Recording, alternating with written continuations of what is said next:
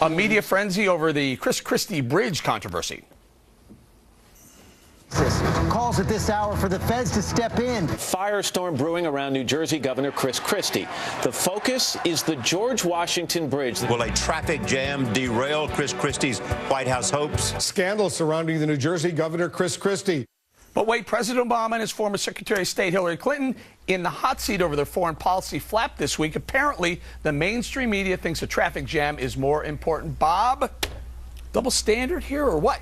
No, because I don't think that the flap that you talk about is such a big deal, the Gates book. But leaving that aside, you know the thing about Christie, he did a good job in his press conference, and I give him some credit for that. But the fact of the matter is, if you're the chief executive of a state where the most important artery in your state is backed up and a lot of complaints coming in, and the only people he asks about it are staff, I mean, this guy used to prosecute bad politicians. Yeah. He didn't just take their word for it. Yeah, listen, Christie did a great job kind of diffusing a lot of the animosity and what was going on, assuming he's not lying about anything. Because if there's one name with Christie copied on it, one email, one memo, it's going to be big trouble. Wayne, what your thoughts on the media's treatment of Christie versus, let's say, Benghazi, where there are 4 dead Americans versus 4-hour traffic jams? Well, that's a good point. They've spent 17 times as much time on it.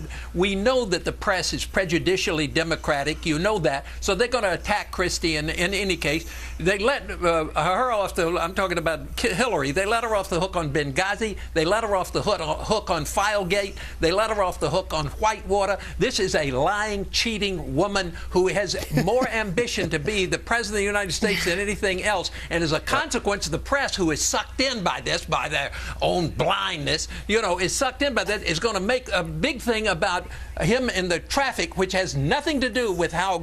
And by the way, they knocked Rumsfeld for, when he was Secretary of Defense. He went down to the Congress and said, I take responsibility for Abu Ghraib because I'm the Secretary of Defense. You don't hear Hillary doing any of that. John and Michelle, and John, very quickly. Michelle, you're on deck.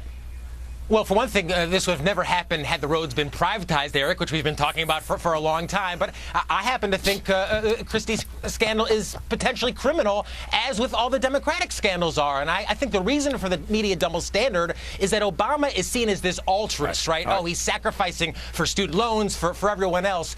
Christie's infraction is seen as actually personally vindictive, and that's why he's getting the hard. Final thoughts, very quickly, please. Double standard, absolutely. The top networks have dedicated 17 times more coverage to this than they did the past 6 months on the IRS scandal. And let me just say, Christie came out and he fired the woman.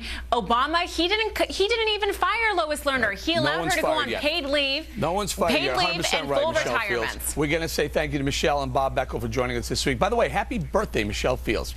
Coming up, thank you.